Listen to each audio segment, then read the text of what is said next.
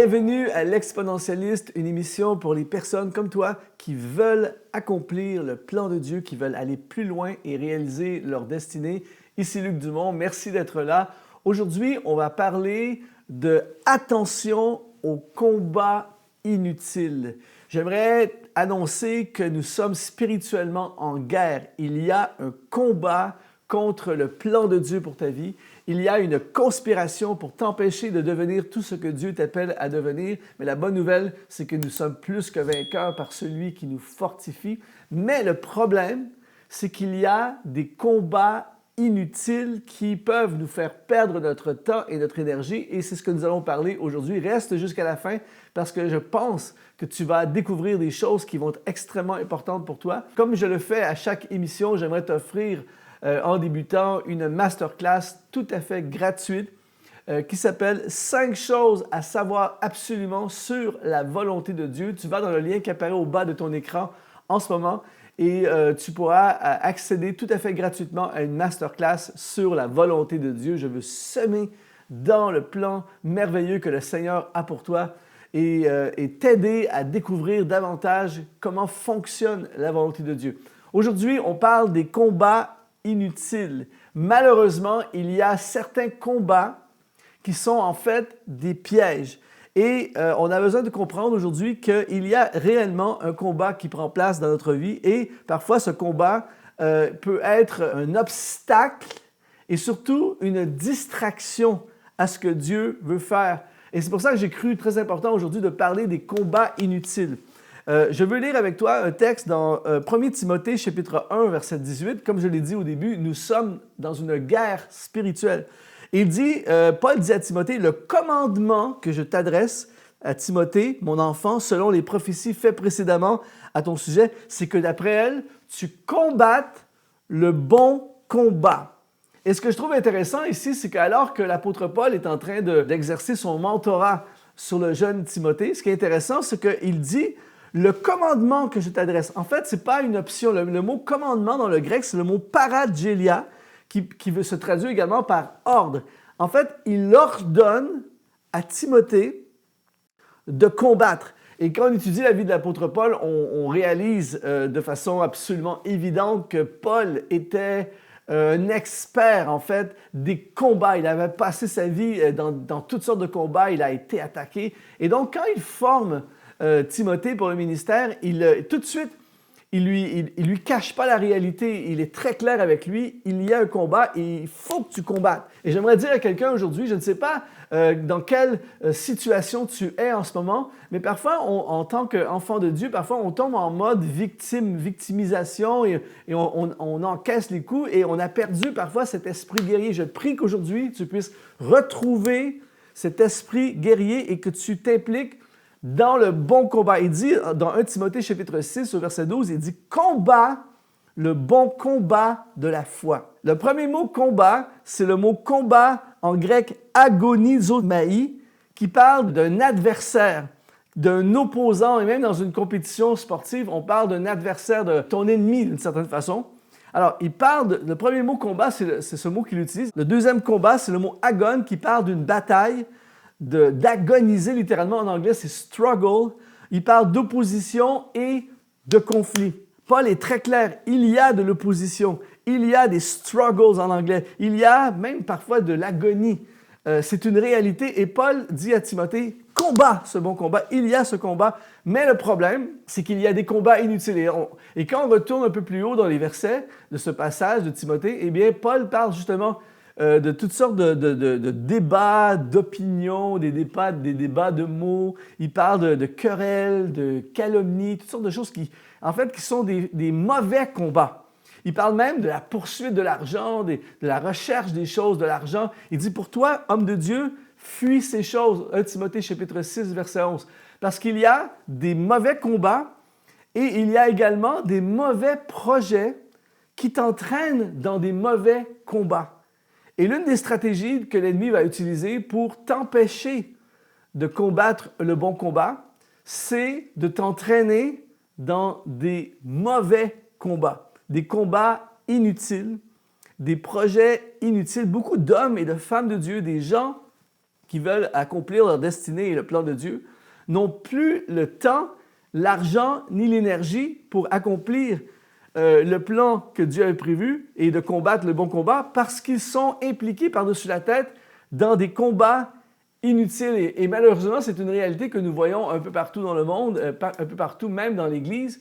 C'est-à-dire qu'il y a des gens qui vont passer des heures, qui vont se vider l'énergie à se battre pour toutes sortes de débats théologiques, d'idéologies. J'ai vu des gens dans des églises se diviser sur la couleur du tapis, sur est-ce qu'on devrait faire tel style de musique, toutes sortes d'idéologies, toutes sortes de combats, toutes sortes de théories, toutes sortes d'opinions. On l'a vu pendant le COVID, des gens se déchirer, tout ça. Et finalement, à la fin, il n'y a rien qui est remporté, ou très peu qui est remporté, et on perd notre feu, notre flamme spirituelle et surtout beaucoup de temps. Il y a également des projets inutiles. Il y a des projets dans lesquels on s'implique, par exemple, qui nous prennent des heures et voire des mois de notre vie, qui coûtent de l'argent, qui nous fait en fait dévier de ce qu'on aurait dû être en train de faire. Et finalement, à la fin, ce sont des combats inutiles. J'ai vu, par exemple, des entrepreneurs passer des heures, voire des jours à débattre sur quel logo on va utiliser. Alors que ce n'est pas ça qui va faire grossir ton entreprise, ce n'est pas ça qui va faire grandir ton église, et peu importe ce dans quoi tu es impliqué, ce sont des combats inutiles. Il y a même des personnes, parfois, avec qui on va essayer de les convaincre, on va essayer de les aider et on va dépenser des jours, des heures, de l'énergie à essayer d'aider des personnes qui ne veulent pas s'aider, alors que d'autres personnes, tu fais juste investir un peu en eux et ils décollent comme des fusées. Et en fait, on se retrouve à dépenser plein de temps, d'énergie dans des combats inutiles. J'aimerais te dire à quelqu'un aujourd'hui, évite ce que j'appelle les victoires à la Pyrrhus. Qu'est-ce qu'une victoire à la Pyrrhus? Eh bien, en 279 et 280 avant Jésus-Christ, il y a un roi grec qui s'appelait le roi Pyrrhus. Et le roi Pyrrhus s'est battu 2 fois avec son armée contre l'armée romaine.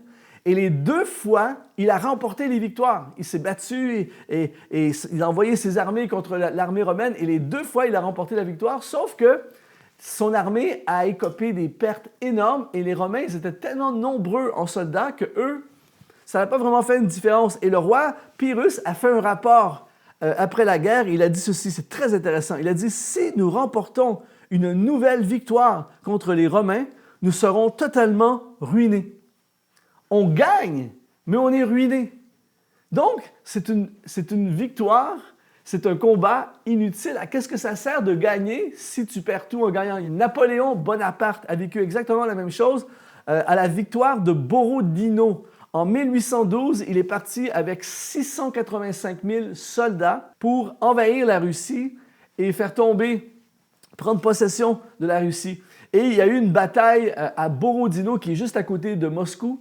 Et il y a eu, dans cette seule bataille dans l'armée de Napoléon, il y a eu 70 000 hommes qui sont morts. Et par la suite, il s'est emparé de Moscou. Le problème, c'est que les Russes avaient évacué Moscou, il n'y avait plus personne. Quand il est arrivé avec son armée à Moscou, il n'y a plus personne. Et lui, il s'attendait à voir le tsar de Russie se prosterner devant lui, tout ça. Mais il n'y a rien à conquérir, il n'y a plus personne. Il est resté pendant 1 mois à Moscou à attendre que les Russes reviennent. Ils ne sont jamais revenus. Alors, découragés, ils sont partis, ils sont retournés vers la France. Et là, ils ont été frappés par l'hiver. Et ils n'avaient plus de nourriture, ils n'avaient plus de ressources, ils n'avaient pas les vêtements adéquats. Et il y a plein de soldats qui sont morts. Et en plus, les Russes ont profité sur leur chemin des autos pour faire des embuscades. Écoute bien ceci. Dans cette campagne avec laquelle il est parti avec 685 000 hommes, il est revenu avec 40 000 hommes. Il a perdu plus de 90 % de son armée juste dans une seule conquête. Donc, il a gagné, mais finalement, il a perdu. Il a tout perdu en voulant gagner. Et ça, c'est ce que j'appelle des combats inutiles. Et dans notre vie, malheureusement, il y a parfois ce genre de combats qui nous font complètement perdre notre soif spirituelle, notre vie spirituelle, nos relations, notre énergie, notre temps. Et d'ailleurs, c'est pour ça que j'appelle ça le principe de la réserve de carburant. Par exemple, je prends souvent cet exemple, c'est très puissant, écoute bien ceci. Si par exemple, tu es à Paris et tu veux aller à Nice, c'est environ 930 km pour te rendre à Nice.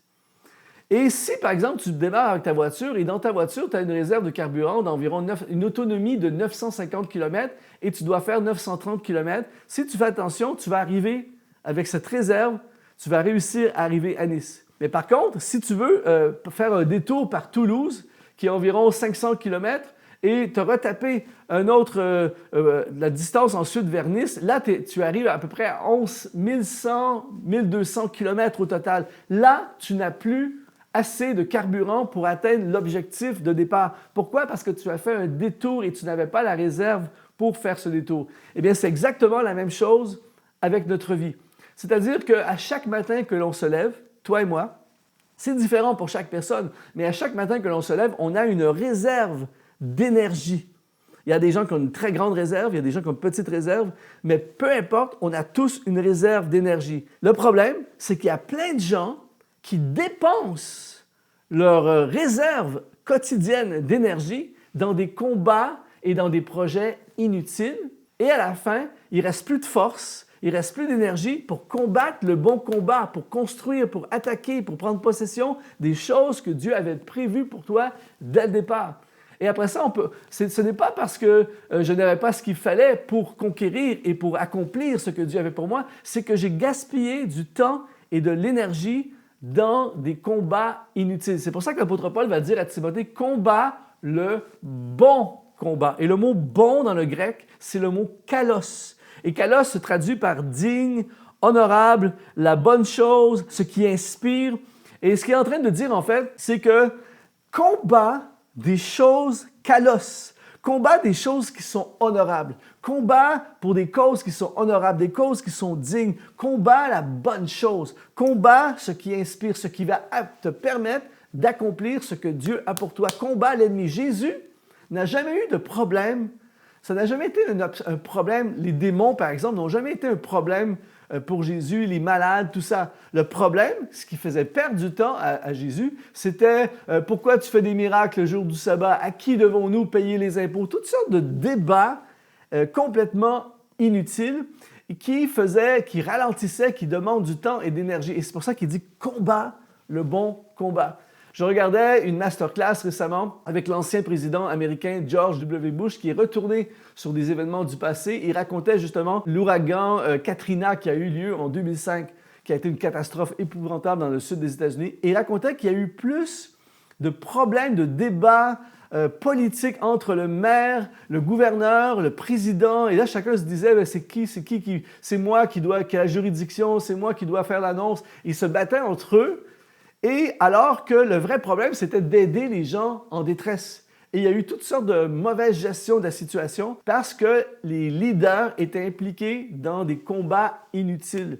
Je veux déclarer pour toi et moi aujourd'hui, ça va être différent.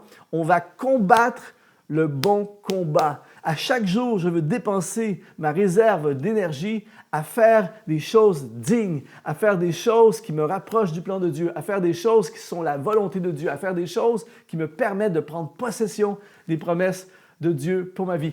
Attention au combat inutile. J'espère que ça t'a parlé aujourd'hui. Si oui, eh bien, je vais t'encourager à aller encore plus loin en allant justement te connecter à cette masterclass. 5 choses à savoir sur la volonté de Dieu. Tu vas dans le lien qui apparaît au bas de ton écran et tu peux accéder tout à fait gratuitement à cette masterclass. Ici Luc Dumont, ça a été un honneur de te servir. Sois exponentialisé.